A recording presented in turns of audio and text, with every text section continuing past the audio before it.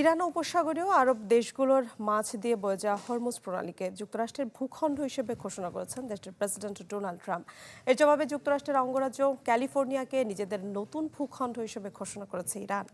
ভারতে অবস্থিত ইরানের দূতাবাসের অফিসিয়াল এক্স অ্যাকাউন্ট থেকে বুধবার এই টুইটে দাবি করা হয়, সেখানে ক্যালিফোর্নিয়াকে নীল রং দিয়ে চিহ্নিত করে লেখা হয়েছে ইসলামিক প্রজাতন্ত্র ইরানের নতুন ভূখণ্ড।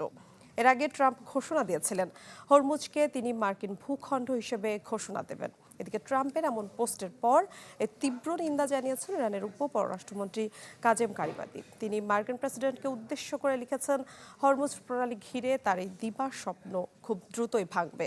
ক্যালিফোর্নিয়ার লস অ্যাঞ্জেলেস শহরে ইরানের বাইরে ইরানি বংশোদ্ভূত সবচেয়ে বেশি মানুষ বাস করেন। সেখানে প্রায় 1,41,000 ইরানি বংশোদ্ভূত মানুষ রয়েছেন।